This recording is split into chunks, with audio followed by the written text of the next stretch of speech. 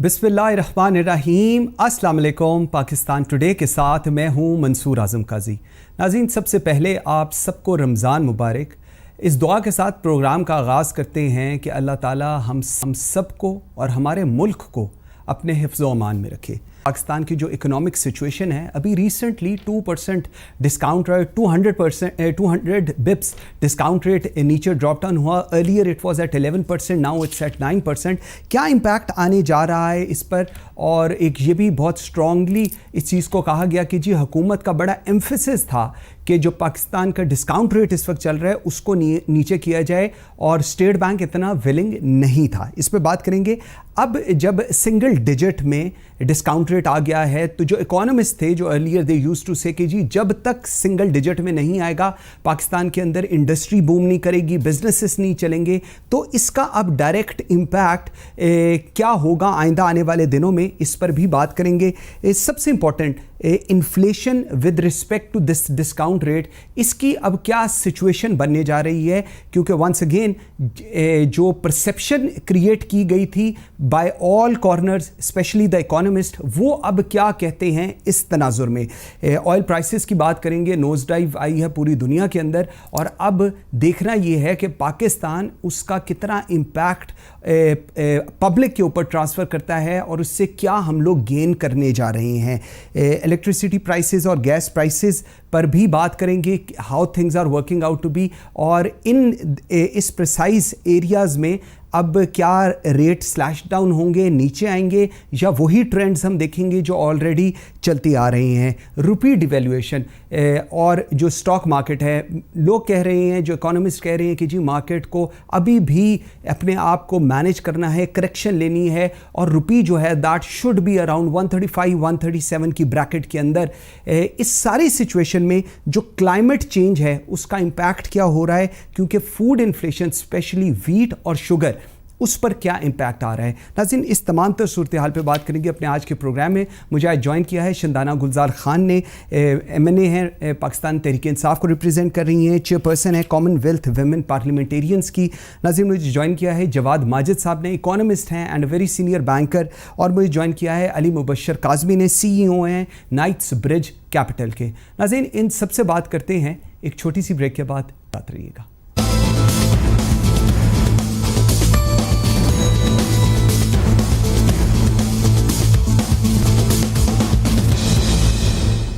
Welcome back after the break. जी नाज़रीन, मुझे ज्वाइन किया है शिंदाना गुलजार खान ने, जवाद माजिद साहब ने, और अली मुबशर काज़मी साहब से।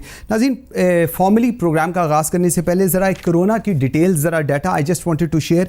दुनिया में इस वक्त 2.8 मिलियन प्लस लोग कोरोना वायरस से इम्पैक्ट हुए हैं। डेथ्स जो हैं वो 1,98,073 हो चुकी हुई हैं। रिकवर्ड लोग जो हैं वो 8,12,303 हैं। पाकिस्तान की अगर हम बात करें तो 12,227 कोरोना वायरस के पेशेंट्स हैं। लास्ट 24 आवर्स में 287 केसेस आए हैं। लास्ट 24 आवर्स में 3 डेथ्स हुई हैं, और लास्ट 24 आवर्स में जो टेस्ट हैं वो 6,780 हुए हैं। टोटल टेस्ट अभी तक जब से कोरोना पाकिस्तान में आया है 1,38,147 हुए हैं। टोटल डेथ्स पाकिस्तान में अनफॉर्चुनेटली 256 हो चुकी हुई हैं। रिकवर्ड जो हुए हैं वो 2,755 हैं। इस्लामाबाद का अगर डाटा लें तो 223 हैं, Balochistan 656, Sindh 4,232, Punjab 5,046, Khyber Pakhtunkhwa 1,708, Azad Jammu and Kashmir 55 and Gilgit Baltistan 307। Programme का बाज़ाब्ता आगाज़ करते हैं। अली काज़मी साहब, let me start with you sir. थोड़ा सा हम इकोनॉमिक रिवाइवल और बैंकिंग से मैं स्टार्ट करना चाहूँगा। अभी थोड़े इंटरेस्ट रेट भी आए हैं, उस पर मैं जवाद माजिद साहब के पास जाता हूँ। सर, मुझे एक चीज़ बताइएगा, पाकिस्तान में सिर्फ 6% SME 6% SME are bank borrowers, और जो 94% हैं वो सेल्फ फंडेड हैं। 1.4% अडल्ट जो हैं वो बैंक से लोन लेते हैं। दुनिया की अगर हम एक एग्जांपल लें तो US में 80% लोग बैंक से लोन्स लेते हैं। पाकिस्तान के अंदर लेस देन 5 पॉपुलेशन जो है वो क्रेडिट कार्ड इस्तेमाल करती है, जबकि दुनिया में इससे बहुत ज़्यादा नंबर है। And similarly less than 0.5% mortgage loan पर चलती है, जबकि दुनिया इससे बहुत फ़र्क है। सो इसमें अब एक चीज़ है, या तो बैंक से लोग हमारे बड़े खुश हैं, they don't need to take loans, या बैंक्स लोन दे नहीं रहे, या वो उस कैटेगरी में फॉल नहीं करे। How do you summarise this ji? Thank you Mansoor. देखिए, बात कुछ इस तरह है कि अगर आप ब्रॉडली देखें ना, तो ये जो अभी 200 बेसिस पॉइंट्स की आपके स्टेट बैंक ने रेट गिराया है, आई कैन अश्योर यू कि इकोनॉमिक स्टिमुलस क्रिएट नहीं करेगा because of some of the factors you have just mentioned. देखें, ऐसा नहीं है कि पाकिस्तान में लोगों को पैसों की ज़रूरत नहीं है। द प्रॉब्लम इज़ कि वो दिए नहीं जा रहे या लोगों को एक्सेस नहीं दी जा रही, and that remains a big problem. अच्छा, इसको अगर आप बहुत broadly, because in the interest of time, मैं वेरी क्विकली समराइज करता हूँ, मैंने शायद एक बारी पहले भी किया था, कि पाकिस्तान के बैंकों के पास जो पैसे आते हैं उसमें 40 से 50% गवर्नमेंट ऑफ पाकिस्तान के पास in shape of T bills, PIBs चले जाते हैं। ठीक है। कुछ सेमी ऑटोनमस बॉडीज़ को वो लेंड कर देते हैं, उससे नंबर और बढ़ जाता है, और जो 30-40% प्राइवेट सेक्टर में जाता है। प्लीज़ उसमें भी याद रखिएगा कि सेक्टर्स लाइक पावर सेक्टर, जिसके अंदर IPPs की पेमेंट भी गवर्नमेंट ऑफ पाकिस्तान से ही आनी है, उसके ऊपर रिस्क लिया जाता है। सो बैंक्स पैसे कमाते हैं GOP रिस्क से, जो पैसे बच जाते हैं वो दे देते हैं टू टॉप नेम्स, और इसीलिए common man and common SME की एक्सेस टू कैपिटल बहुत लिमिटेड है, and that remains to date a big problem. और जब तक उसको करेक्ट नहीं किया जाएगा, आई फील कि ये स्टिमुलस इंटरेस्ट रेट से तो मेरे ख्याल में क्रिएट नहीं होगा। वो एक डिफरेंट बात है, क्या राइट डिसीजन था स्टिमुलस क्रिएट करने को, राइट टाइमिंग थी? I think to a certain extent आप अगर देखें तो वाइजली किया स्टेट बैंक ने, क्योंकि एक्सटर्नल अकाउंट प्रेशर और डिमांड प्रेशर कम हो गया हुआ था। सो अगर उस पर आप मुझे 1 मिनट दे तो मैं उस पर भी एक छोटा सा कमेंट दे दूं कि स्टेट बैंक ने इस इंटरेस्ट रेट को बड़ा वाइजली मैनेज किया है। इंटरेस्ट रेट और करेंसी रेट को चलते हुए वो इस पॉइंट तक लेके आए जहां पे आपका, अगर आप कोरोना थोड़ा सा साइड पर रख दीजिए, तो मार्च तक का आपका current account deficit was 2.9 billion, which means कि 1/4 of comparative year period आपका current account deficit था, which in itself is a big achievement. और उसके बाद as soon as क्योंकि demand pressure तो कम हो गया ना कोरोना की वजह से, और उसके बाद IMF की अनाउंसमेंट आई और G20 डिफरल की अनाउंसमेंट आई, तो एक विंडो नजर आई, तो उन्होंने क्विकली मूव करके करेंसी को भी स्टेबल रख पाए और टाइमली अपना इंटरेस्ट रेट मूव कर दिया। बट स्टिमुलस से इकोनॉमिक जनरेशन होगी for the reasons you have talked about. ठीक हो गया। जवाद साहब, मुझे एक चीज़ बताइए, जिस तरह अली साहब कह रहे हैं वाइजली स्टेट बैंक ने ये स्टेप लिया है, लेकिन हमने देखा है, हमारा पहले भी इस पर प्रोग्राम हुआ है, काफ़ी दफ़ा हमने आपको भी इसमें इन्वाइट किया है। मुझे एक चीज़ बताइएगा, क्या वाकई वाइजली स्टेट बैंक ने लिया या एक कंपल्शन थी इस वक्त कि जी आप डिस्काउंट रेट नीचे करें? प्रेशर था, क्योंकि इवन इस चीज़ की तो ओनरशिप प्राइम मिनिस्टर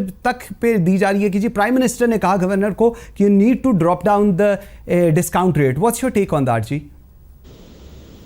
देखिए मंसूर, इस पे इस तरह है जिस तरह आप कह रहे हैं कि ठीक है, इस वक्त कंपल्शन तो है प्राइम मिनिस्टर का, गवर्नमेंट के पास ये थी इंटरेस्ट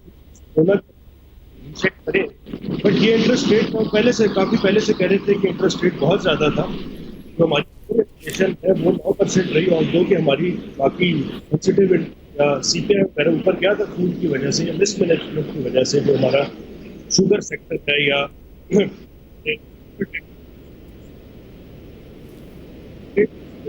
वैसे आना ही था। तो आप कह सकते हैं कि कोरोना की वजह से ये डेफिनेट एक इनको फाइट मिला है, और IMF रियलिटी थोड़ा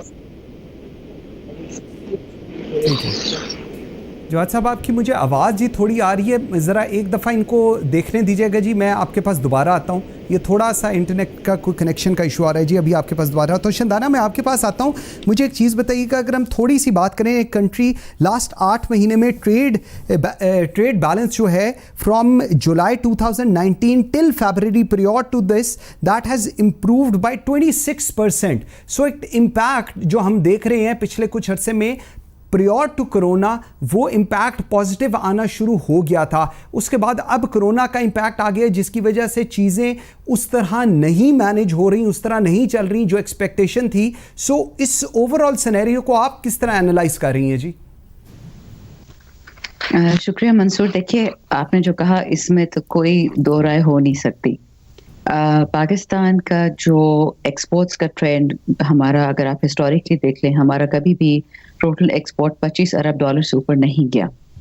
जब हमें GSP प्लस मिला यूरोपियन यूनियन से 2013 दिसंबर जनवरी 2014 में, तो हमारी एक हल्की सी एक्सपोर्ट की बूस्ट हुई और टू डेट हमने जो हमारा GSP प्लस हमें प्रेफरेंसेस मिली हैं उसका हम 50% सप्लाई साइड कैपेसिटी कर चुके। यानी कि अगर हमें उन्होंने 700 लाइनें दी थी तो for the sake of argument हम 350 पे एक्सपोर्ट कर पाए, बाकी हम नहीं कर पाए, हमारी सप्लाई साइड कैपेसिटी थी ही नहीं। हमारी एक्सपोर्ट बास्केट, दूसरी बात है कि हमेशा से लिमिटेड गुड्स में भी थी। अभी भी अगर आप देख लें, आपके 6 सेक्टर्स हैं जो ज़्यादातर एक्सपोर्ट होते हैं, textile, carpets, pharmaceuticals, sport goods, leather items. हमने कभी इंडस्ट्री में डाइवर्सिफिकेशन की नहीं। अब प्रॉब्लम यह है कि जब हम एक्सपोर्ट्स की बात करते हैं हम भूल जाते हैं कि किसी भी एक्सपोर्ट के लिए आपको एक फुल सेटअप चाहिए होता है डोमेस्टिक इंडस्ट्री का। अब आपका इंटरेस्टिंग एक पैरेलल सा है कि आपकी डोमेस्टिक जो कॉमर्स है वो ज़्यादातर या आपका GDP जो है ग्रोस डोमेस्टिक प्रोडक्ट वो तकरीबन 55 से 60% सर्विसेज इंडस्ट्री पे है। जो सबसे बड़ी हिट आपकी डोमेस्टिक कॉमर्स को लगी है वो आपकी डोमेस्टिक सर्विसेज की वजह से, क्योंकि अगर आप लोगों को नहीं निकलने दें घरों से, चाहे स्मार्ट लॉकडाउन भी है, और लोगों का रिज़्क बंद हो चुका है, सवाए अस्पतालों के आपकी मैस जितनी ऑर्गेनाइजेशन थी, बैंक्स खुले एक हद तक, लेकिन आप 2 इदारों से या 3 से इकोनॉमी नहीं चला सकते। अब जब एक्सपोर्ट की आपने बात की, एक्सपोर्ट भी ये आ रहा है ग्लोबली कि अगर आपकी श्रिंकिंग इकोनॉमी है at this point for the entire globe, कोई फिगर्स बता रहे हैं कि टोटल $7 ट्रिलियन का नुकसान होगा कोरोना की वजह से दुनिया को, तो उससे एक्सट्रपलेशन करना इतना मुश्किल नहीं है। जो पाकिस्तान की टोटल दुनिया की मईशत या इकोनॉमी पाकिस्तान का हिस्सा है, तो उसी हद से पाकिस्तान की भी श्रिंकेज होगी नेचुरली। जो आपने इनिशियल एक बात की कि एक्सपोर्ट्स क्यों कम हो रही हैं, देखिए एक्सपोर्ट्स इसलिए कम हो रही है कि आपके एक्सपोर्ट ऑर्डर्स विदड्रॉ हो रहे हैं। ये नहीं है कि हमने एक्सपोर्ट प्रोडक्शन हमने बंद कर दी है। मैं सिंपल बातें बता रही हूँ, इसमें कॉम्प्लिकेटेड बातें भी हो सकती हैं, लेकिन इस वक्त सिर्फ इशू ये है कि आपने लिमिटेड इंडस्ट्रीज को इजाजत दे दी है कि आप प्रोडक्शन जो ऑर्डर्स हैं सिक्योर्ड एक्सपोर्ट के लिए, उसके लिए तो आप करें। नेचुरली जो कोरोना के टाइम्स के साथ आपके प्रिकॉशंस लेनी है, सोशल डिस्टेंसिंग करनी है, आपको शायद इंडस्ट्री में ज्यादा डबल उसकी करनी पड़े, क्योंकि शायद किसी इंडस्ट्री में आप सोशल डिस्टेंसिंग कर ही ना पाए। तो ओवरऑल नेचुरली एक ग्रिम सी पिक्चर है, लेकिन I think we have some time before we can sort of pronounce a death knell for the entire industry. अभी वक्त है, थोड़ा सा वेट एंड सी अप्रोच के साथ चलना पड़ेगा। ठीक हो गया। जवाद साहब मेरे ख्याल में कनेक्ट हो गए हैं जी हमारे साथ। जवाद साहब, कैन यू हियर मी जी नाउ? जी बिल्कुल ठीक है। अच्छा जवाद साहब, मुझे एक चीज़ बताइएगा, जिस तरह हम बात कर रहे थे अर्लियर, जो अली काज़मी साहब वाली बात थी वो भी आपने सुनी, जो शदाना गुलजार ने बात किया वो भी सुनी। सो सर, इसका जो अभी impact, let's start from that. Earlier 11% था, अब 9% आ गया। इसका इम्पैक्ट गोइंग फॉरवर्ड हम क्या देख रहे हैं मार्केट के ऊपर, और मार्केट सेंटिमेंट क्या होने जा रहा है जी?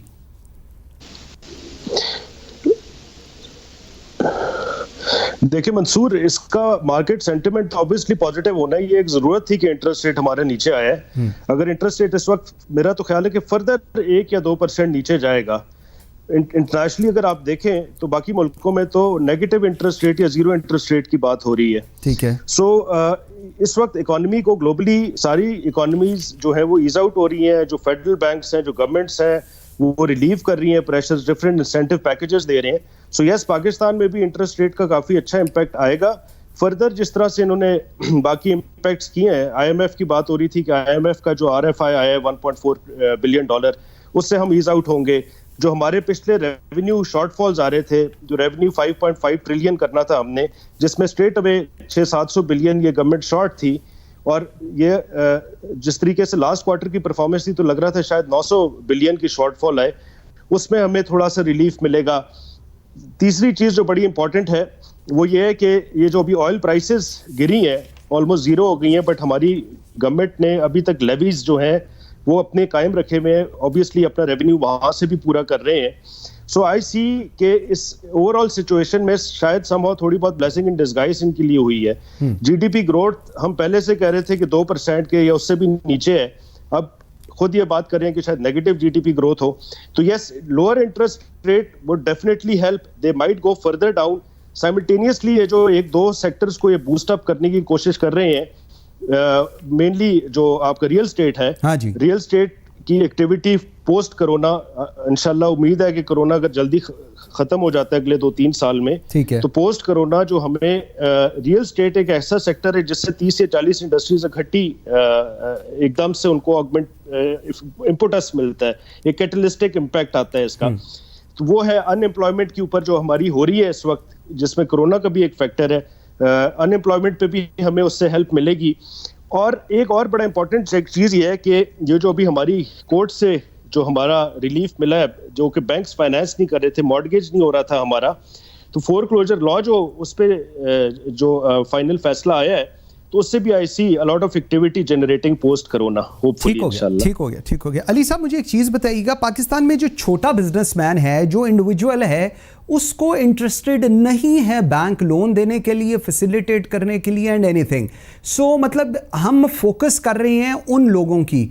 आज वैसे मैं आपको just to give an example, आज मैं एक इंटरव्यू कर रहा था एक पॉलिटिशियन का, और मैं उनसे कह रहा था जी हम लोग सारे उन्होंने मुझे कहा कि पाकिस्तान अमीर से अमीर तर के लिए है, ताकतवर के लिए है, और गरीब के लिए कुछ नहीं है। सो मतलब क्या बाकी सारी एसओपी जो है वो भी इसी तरह है कि जिनको रिक्वायरमेंट है शायद उनके लिए नहीं किया जा रहा, और जिनकी रिक्वायरमेंट नहीं है उनके लिए बहुत कुछ किया जा रहा है?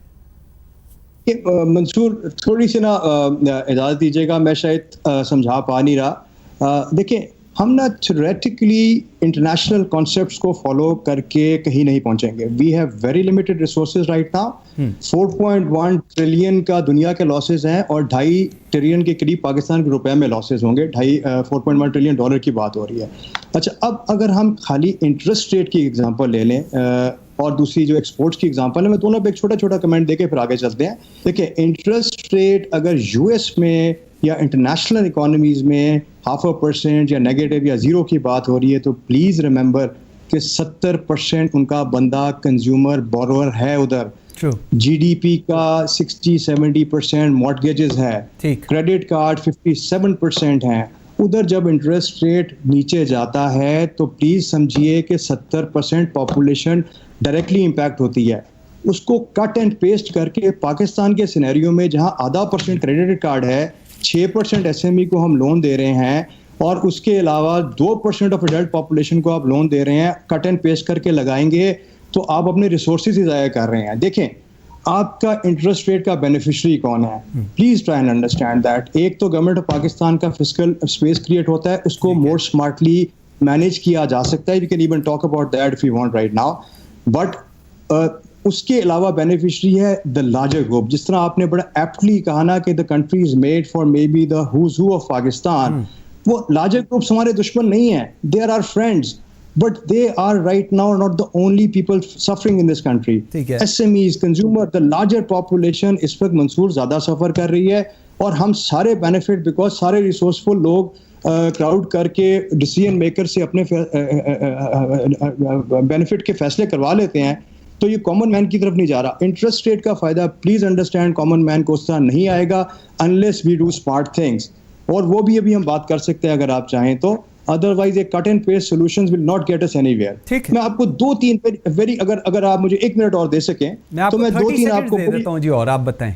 चलें फिर 30 सेकंड्स में आपको बड़ा क्विकली, या उस पे फिर आप, मैं बाद में आ जाता हूं। मैं एक मिनट एक्सपोर्ट्स पे भी कमेंट कर रहा हूं, please try and understand. Let me come back on exports with you जी, मुझे let me come and please give me a minute on. मैं बिल्कुल आता हूं जी, आप फिक्र ना करें। अच्छा शंदाना, मुझे एक चीज बताइएगा, जिस तरह अभी बात हो रही थी, एक्सपोर्ट्स इंक्रीज हो रही, रिकॉर्ड ग्रोथ आई वहां पर, वो भी हमने देखी। उसके बाद इंपोर्ट्स जो हैं उनमें डिक्लाइन आई 14.06 की, लेकिन इसके साथ साथ अब एक कंस्ट्रक्शन पैकेज भी अनाउंस किया गया, और एक बहुत मेजॉरिटी का ये व्यू पॉइंट है कि जी ये जो कंस्ट्रक्शन पैकेज है ये लार्जर ग्रुप्स के लिए है, इसमें गरीब आदमी की तो वही दिहाड़ी वाला ही सीन होगा और क्या होगा। सो इसका जो इम्पैक्ट डाउन द रोड आएगा वो एक बड़े सेक्टर्स को आएगा, ना कि एक जो लोअर मिडिल क्लास है जिसको मजबूत करने की बात इमरान खान साहब करते हैं, वो कहीं इसमें पीछे होता नजर आ रहा है। योर टेक ऑन दैट जी। मंसूर, इसमें 2-3 बातें हैं। देखिए, जो आपने पॉइंट ऑफ व्यू बताया वो भी एक हद तक सही है, द रीज़न के जो ज़राअत और कंस्ट्रक्शन सेक्टर्स को इस कोरोना टाइम्स में इजाज़त दी जा रही है खुलने के लिए, वो स्पेसिफिकली ज़राअत वालों के लिए और दिहाड़ीदारों के लिए ही है। अनफॉर्चुनेटली आपका जो मॉडल था पाकिस्तान में कोरोना से पहले, वो एक एक्सप्लॉयटेटिव मॉडल था, और आपकी बात बिल्कुल सही है, वो हैव्स और हैव नॉट्स वाली सोसाइटी ये हमेशा से रही है, ये आज नहीं हुआ। लेकिन अब वो कहते हैं when your back is to the wall, जब हालात इतने सख्त हो गए हैं, मेरे इलाके में ज्यादातर लोग दिहाड़ीदार है, वो दिहाड़ियां भी जब बंद हो जाती हैं फिर वो करेंगे क्या? Exactly. तो ये हम नहीं, ये कोई मैं कैसे बताऊं, जब आप नॉर्मल टाइम्स होते हैं, लेट्स से प्री कोरोना और पोस्ट कोरोना, तब भी आपको एक इक्विटेबल इंडस्ट्री स्टैब्लिश करना, वो आप ग्लोब देख ले, बहुत कम ममालिक में है जहाँ पे हर एक चीज इक्विटेबल है। उन ममालिक में स्विट्जरलैंड आ गया, आपके सारे स्कैंडिनेवियन ममालिक आ गए, जर्मन्स आ गए, जिस सोसाइटी में वो उनको परवाह होती है कि लोअर मिडिल इनकम और जो लोअर इकोनॉमिक ग्रुप्स है, उनके लिए हमेशा कोई ना कोई सिक्योरिटी पैकेजेस या कोई सेफ्टी या कोई उनके लिए सेफ्टी वाल्व्स रखे जाए। पाकिस्तान में कभी नहीं रखा गया हिस्टोरिकली। ये जो हो रही है, ये इकोनॉमिक स्टिमुलेशन है, ये सोशल स्टिमुलेशन नहीं है। Let's be very clear on that. इसमें चाहे बड़े ग्रुप्स हों या मिडिल इनकम ग्रुप्स हों या अपर टियर के हों, वो I think it's already understood. लेकिन क्योंकि एम्प्लॉय सबसे आपके कमजोर को और सबसे ज्यादा गरीब को करते हैं, क्योंकि आपको पता है पाकिस्तान में एडहॉकिज्म इस प्राइवेट सेक्टर में भी अनफॉर्चुनेटली बहुत ज्यादा है। जिस तरह अली साहब बता रहे थे, बड़े बिजनेस हमारे दुश्मन नहीं है, लेकिन पाकिस्तान में वर्कर फ्रेंडली एटमॉस्फेयर कभी भी नहीं रहा। आपके टेक्सटाइल इंडस्ट्री देख लें, कोई भी इंडस्ट्री देख लें, उनकी जो अगर आप रेगुलेशंस देख लें, वेस्टर्न यूरोप से दूर की कंपैरिजन है। आप यहीं पे अपने एरिया भी कंपेयर कर लें जहां पे एसओपीज होते हैं, वो नहीं है। हमसे डिज्नी क्यों चला गया? डिज्नी के ऑर्डर्स पाकिस्तान से तकरीबन अर्ली 2014 में चले गए, डिस्पाइट द फैक्ट कि हमारे पास जीएसपी प्लस आ गया, हमने कुछ कन्वेंशन साइन की थी लेबर पे, फिर भी वो हमसे उठ के चले गए और बांग्लादेश ऑर्डर देती है। आपका कंट्री सोशली कंप्लायंट नहीं था। और याद रखिए, गवर्नमेंट एक हद तक प्राइवेट सेक्टर को प्रेफरेंसेस, टैरिफ्स और नेगोशिएशंस करा के एफटीएस करा सकती है, लेकिन अगर आपके बिजनेस वाले अपने बिजनेस मॉडल्स नहीं चेंज करते, जिस तरह आपको यूरोपियन कंज्यूमर है, उसको सोशली रिस्पॉन्सिबल गुड्स चाहिए, उसको प्रिजन लेबर की गुड्स नहीं चाहिए। तो आपके मुल्क में अगर सोशली रिस्पॉन्सिबल प्रोडक्शन नहीं हो रही है, क्लाइमेट फ्रेंडली प्रोडक्शन नहीं हो रही है, तो सिर्फ ये इंसेंटिव्स देने से आपके गरीब तबके का कोई फायदा नहीं होगा। ये बात तो बिल्कुल सही है। बिल्कुल ठीक है। व्यूअर्स, एक छोटी सी ब्रेक लेते हैं और उसके बाद ये जो हमारे बैंक्स के जो पैसे हैं, ये 50% प्लस गवर्नमेंट ऑफ पाकिस्तान के पास चले जाते हैं, जिस तरह अभी बात हुई treasury bills and all that, और बाकी के ब्लू चिप्स में। सो वो जो एक आम आदमी है, जिसकी आप भी बात करते हैं, हम भी बात करते हैं, उसका क्या होगा? उसके लिए क्या विजन है पाकिस्तान पर? इस पर बात करेंगे जवाद माजिद साहब से। मेरे साथ रहिए।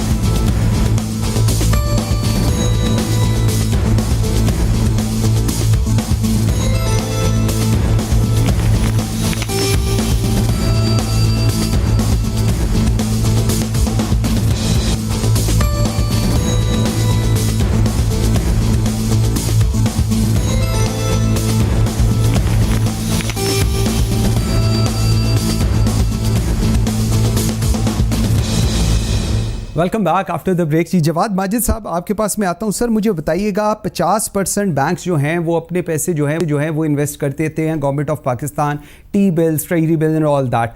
बाकी के जो पैसे आ गए वो ब्लू चिप्स में चले गए। तो सर वो जो एक आम आदमी को हमने बिजनेस के लिए पैसे देने हैं, छोटे बंदे को देने हैं, वो किस तरह फिर बैंक्स मैनेज करेंगे? जी देखिए, आप बात बिल्कुल ठीक कह रहे हैं, बट इसके पीछे आपने देखना है कि पिछले 2 डेकेड से आपकी जितनी भी गवर्नमेंट्स आई हैं, successfully they have been into massive borrowing, not only from the international but from the banks, local banks, state banks. And अब तो स्टेट बैंक भी नहीं दे रहा, तो अब तो सारे लोकल बैंक्स ही ले रहे हैं। खैर, आपका सवाल जो था वो ये था कि जब तक हम रियल प्राइवेट क्रेडिट में नहीं जाएंगे, वो भी टॉप टियर कॉर्पोरेट को छोड़ के अपने एसएमईज में, अपने रिटेल सेक्टर में, तो हम इकोनॉमिक एक्टिविटी को दोबारा से जनरेट नहीं कर सकते। तो जो हम अभी पहले बात कर रहे थे कि ये जो नया पाकिस्तान हाउसिंग है, उसमें जो एक हमें रिलीफ मिला है फोरक्लोजर लॉ पे, और इंटरेस्ट रेट चाहे कोरोना की वजह से, चाहे जिस भी वजह से नीचे आए हैं, और फर्दर एक्सपेक्टेशन नीचे जाने की, तो I see a lot of banks getting into the this mortgage house financing. ठीक है, तो उसके अंदर अगर हम 5 मिलियन, तो खैर नहीं होगा कभी भी, हम 1 मिलियन भी नहीं, अगर हम 5 लाख घर भी बना लेते हैं अगले 2 से 3 साल में, तो 5 लाख घर का मतलब यह है कि अगर उसको 30% भी बैंक फाइनेंस कर देते हैं, तो you are talking about billions of rupees. So yes, SME should be the preferred financial sector that we bank should target and they should be targeting. और उसके साथ मॉर्गेजेस का मेरा ख्याल है कि एक बहुत बड़ा रोल होगा in the next couple of years. And specially आप अगर उसमें देखेंगे तो जो हमारे इस्लामिक बैंक्स हैं, they have been really doing well on the consumer finance, चाहे वो ऑटो हो, गाड़ी हो, किसी ने लेनी हो या घर लेना हो. तो I see a lot of activity and not only the SMEs related to जो होंगे ना कंस्ट्रक्शन और मॉर्गेज सेक्टर, वो भी बड़ा, उनको भी बड़ा इम्पैक्ट आएगा. तकरीबन 40-45 इंडस्ट्रीज हैं जो कि अगर आपका एक घर या एक प्लाजा बन रहा होता है तो उसके अंदर इनडायरेक्टली और डायरेक्टली इन्वॉल्व होती हैं. So yes, these are the 2-3 I see key areas in the next 2-3 years. अच्छा जवाद साहब, मुझे एक चीज़ बताइए कि जिस तरह आपने बात की, I really wanted to have this thing, why people are so much inclined to work Islamic financing कर दें जी, इस्लामिक लैंडिंग कर दें, they are willing to do so, और उसके अंदर उनके जो स्टेट ऑफ माइंड है that's very different altogether. इसको भी थोड़ा सा if you can elaborate this thing जी. ये तो खैर मंसूर एक पूरा एक we can have a full section on this. But generally मैं आपको ये कहूँगा कि I am in this Islamic finance sector for the last 15-16 years. तो पाकिस्तान की 97% पॉपुलेशन मुसलमान है. और जब हम यहाँ पे इस्लामिक बैंकिंग शुरू कर रहे थे तो हम यही देख रहे थे, we had a very interesting survey where by that 80% of the population is indifferent. If the Islamic banks are competitive on rates and services, they are ready to go towards Islamic. 10 तो Islamic की नीश हो गई. 10% ऐसे हैं जो कहते हैं कि इस्लामिक बैंकिंग जैसी या इंटरेस्ट फ्री बैंकिंग जैसी कोई चीज नहीं है. तो आप इफेक्टिवली 90% जो है आपकी बैंकेबल पॉपुलेशन, वो आपकी टारगेट मार्केट है. सो यस, और जहां जहां पे भी इस्लामिक बैंक्स आए, आप मीजान बैंक और बाकी बैंक्स को देखें, they have been doing really well. और जो ग्रोथ रही है year to year for the last 1 decade at least, it is almost double of the conventional banks in Pakistan. ठीक हो गया. और स्पेशली मैं वापस आऊंगा, जो सवाल था कि जो कंज्यूमर बैंकिंग और एसएमई और से मॉर्गेजेस जो एक बहुत बड़ा एरिया है, उसमें I see Islamic banks playing a great role. Because अभी भी मॉर्गेज में आप देखें और ऑटो में देखें तो इस्लामिक बैंक्स जो हैं वो लीड कर रहे हैं, हालांकि साइज से छोटे हैं, ठीक, but they are the leading banks. ठीक हो गया. अली काज़मी साहब, आपकी तरफ आता हूँ. You wanted to talk about exports, उस पर भी कीजिएगा. और सर 30 बिलियन सब्सिडरी 1 लाख घरों के लिए कहा जा रहा है. सो अगर हम उसको ट्रांसलेट करें तो 3 लाख पर हाउस. सर ये ठीक है, सिग्निफिकेंट है, it's not significant? How do you see this जी? जी Mansoor, just bear with me now for a minute और टू. मैं बड़ी क्विकली देखें, इस मुल्क के अंदर ना इफ़ आई मे से, मैंने क्रेडिट कार्ड से लेके 777 जहाज़ अपने हाथ से फाइनेंस किए हुए हैं. और अब एक मल्टीपल कंस्ट्रक्शन और पावर और फूड प्रोसेसिंग के बिजनेस को चेयर कर रहा हूँ. सो मैं थोड़ा सा डीप डेप्थ में जाता हूँ and I don't want to talk about just the high level things. सबसे पहले मैं आपसे बात करना चाहूँगा, 3 चीज़ों पे क्विकली बात करूंगा. एक तो जो पैकेजेस स्टेट बैंक के आए हैं उनका क्या इम्पैक्ट होगा. कंस्ट्रक्शन पैकेजेस जो हमारे दोनों दोस्तों ने बात की, उस पर थोड़ा सा मैं डेप्थ करना चाहूंगा. और तीसरी एक्सपोर्ट पे वेरी क्विक कमेंट जी. अच्छा, ये इसी तरह मैं ये नहीं कहना चाह रहा कि 70 साल के मसले एक दिन में हल कर दें, बट हमें उम्मीद है गवर्नमेंट से वो करेगी. And that's why we have this expectation. और इसलिए हम गाइड करने की भी कोशिश कर रहे हैं या सजेस्ट करने की कोशिश कर रहे हैं. कंस्ट्रक्शन पैकेज, प्लीज रिमेंबर कि आपका जो है वो सप्लाई साइड ड्रिवन है. उसमें जो इन्वेस्टर्स हैं उनके लिए सारे इंसेंटिव्स दिए हैं आपने. और आप इसके अंदर अगर सारे सप्लायर आज ब्लाइंडली फोकस होके या उन इंसेंटिव्स के पीछे लग के सप्लाई साइड क्रिएट कर दें तो डिमांड कहाँ से आएगी? डिमांड क्रिएशन के लिए the only thing that has been given is those 30 billion rupees, 1 lakh घरों, वो भी नया पाकिस्तान कंस्ट्रक्शन के लिए. और 3 लाख रुपए पर एक घर ये बनता है. 3 लाख रुपए पर घर में शायद एक बाथरूम आप बना लें या शायद एक आधा और कमरा बना लें. So this is not the best of the best stimulus to generate demand. और जब तक डिमांड नहीं होगा, देखिए मेरे या किसी भी कंस्ट्रक्शन वाले का या किसी और इंडस्ट्री वाले का, जब तक उसका बायर नहीं होगा तब तक वो सप्लाई क्रिएट करके फंसेगा नहीं. So we have to think through things. अच्छा, उसके बाद हम, और ये मॉर्गेजेस जब तक इस मुल्क में एक्टिवेट नहीं होंगी तब तक ये नंबर पिकअप नहीं करेगा. ये 3 लाख रुपए का नंबर 30 लाख रुपए का घर भी पर भी बन सकता है अगर आप intelligent products like first loss coverage पे काम करें. और उसी से आप ये जो बिलियंस ऑफ रुपीज से आप 3 लाख रुपए घर करें, आप ओवरनाइट 30 लाख रुपए पर कवर कर सकते हैं and you can actually achieve what you want.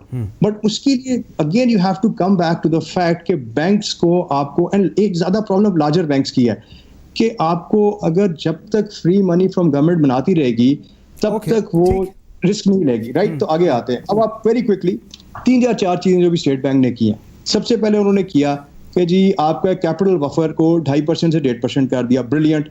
800 अरब रुपए का आपका एक रूम क्रिएट हो गया कि आपका 800 अरब रुपए और आगे लैंड करने को। But at the end of the day अच्छे वक्तों में जिन बैंकों ने एसएमई कंज्यूमर को लैंड नहीं किया, इस टाइट टाइम में क्या वो 800 अरब रुपए इसके लिए यूज करेंगी?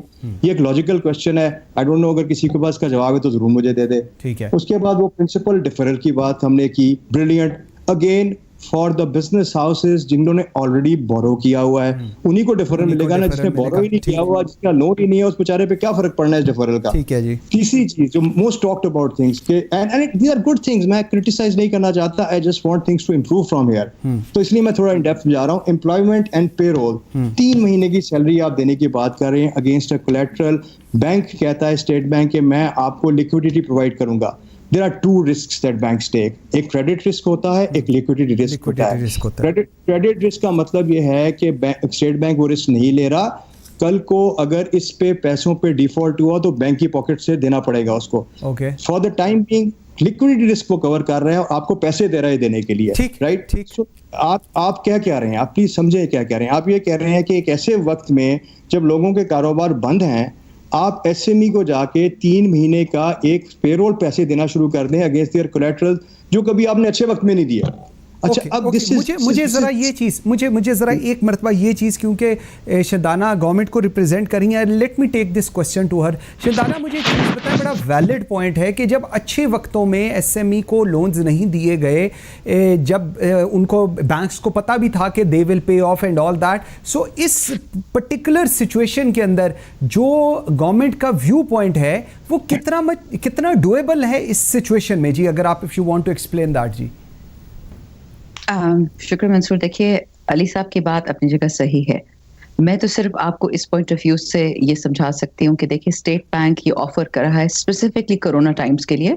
ये इकोनॉमी की स्टिमुलेशन के लिए नहीं है। बिल्कुल सही फरमा रहे हैं कि ये कोई इकोनॉमिक स्टिमुलस नहीं है, ये सिर्फ दिस इज टू इंश्योर कि लोग जो पेरोल पे हैं वो लगे रहें। अब एक बिजनेस पर्सन जब देखेगा कि उनको बेहतरी क्या है कि वो ये लोन लें और लोगों को तनख्वाह दे 3 महीनों के, कि वो लोगों को 3 महीने के लिए ले ऑफ कर दे और लोन ना लें, because this is not an economic package, right? This is simply it's a humanitarian package. तो in that sense SME को अपनी एक्सपेंशन के लिए अब ये लोन देना चाहिए कि नहीं, that's pretty clear. लेकिन सिर्फ लोगों की तनख्वाह के लिए आई थिंक जो स्टेट बैंक कर रही है या जो प्राइम मिनिस्टर कर रहे हैं वो सिर्फ इसी के लिए कर रहे हैं, for the social aspect of it, not for the business aspect of it. I think that is pretty clear. लेकिन what else to do in such times? How do you ensure कि आपका जो छोटा बिजनेस पर्सन है and जो managerial level पे, employ level पे है, उसको डायरेक्ट कैश हैंडआउट्स तो गवर्नमेंट दे नहीं रही है। एहसास प्रोग्राम के जो हैंडआउट्स हैं 12,000 रुपए, वो तो आपके लोएस्ट तबके के लिए जिनका कुछ भी नहीं है। ठीक है।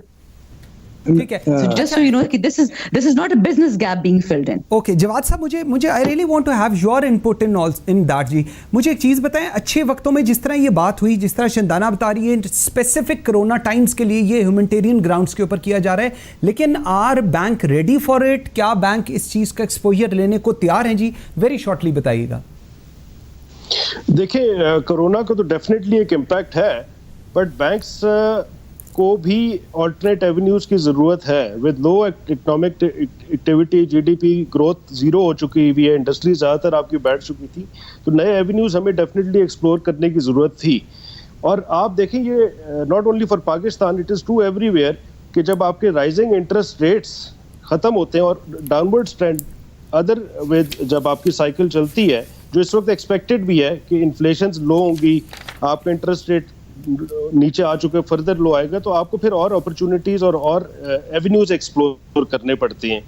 तो यस, आई एग्री कि ठीक है, ये पोस्ट कोरोना भी ये सिलसिला चलेगा और 4-5 सेक्टर्स हैं जिस पे फोकस रहेगा, जिसमें डोमेस्टिक हाउसिंग इंडस्ट्री है, जिसमें रिटेल है, जिसके अंदर एसएमईज हैं, जिसके अंदर हमें ये भी देखना चाहिए कि पोस्ट कोरोना जो एक चीज हमें इकोनॉमिक इम्पोर्टेंस चाहिए होगा, वो चाहिए होगा कि we need to really see कि हम अगर सीपैक को भी दोबारा से एक दफा शुरू कर सकें। अच्छा जवाद साहब, मुझे एक चीज, सॉरी आपकी बात काट रहा हूँ, एक चीज थोड़ी सी बताइएगा। ये जो रुपी के रिलेटेड आ रहा होता है कि जी तमाम जितने लोगों से बात होती है, दे से कि जी rupee should between 135 137 as compared to dollar. So आपका इसके ऊपर क्या व्यू पॉइंट है जी, वेरी शॉर्टली? देखें, इस पे मेरा ज़ाती ख्याल ये है कि रुपी को आज से 6 महीने पहले देखें तो शायद 135 से 140 पे होना चाहिए था, बट आई थिंक वी और जो हमने रुपये और ना हम उसको पैक कर सके किसी इंस्ट्रूमेंट के तहत, ना हम ये कर सके कि हमें इंटरवेंशन करनी है या नहीं करनी, और जो डीवैल्यूएशन हमने खुद की, वो जो कि मेरा जाती ख्याल है थोड़ा ओवरबोर्ड चले गए थे। तो अब तो जिस लेवल पे आके रुपये बैठा हुआ है, आई डोंट सी कि ये 130 35 या 40 वाला दोबारा रहेगा, बट यस 150 के करीब सस्टेनेबल है। जिसमें मेरा ख्याल है कि अगर हम प्रॉपर्ली चलें policy wise and implementation wise और मार्केट्स को प्रॉपर्ली रेगुलेट करें, ठीक हो गया जवाद साहब, बिल्कुल ख्याल ये ठीक है। जवाद भाई साहब thank you very much. Shandana Gulzar thank you very much. Ali Mubashar Kazmi thank you very much. नाज़रीन, बहुत सारे इकोनॉमिक चैलेंजेस हैं, लेकिन इन तमाम इकोनॉमिक चैलेंजेस को हम सब ने हुकूमत के साथ लेकर चलना है, इश्यूज़ को आइडेंटिफाई करना है ताकि वो एड्रेस हो। Thank you very much for watching Pakistan today. You can follow us on Facebook and Twitter. मुझे मंसूर आज़म काजी को इजाज़त दीजिए। अल्लाह हाफ़िज़।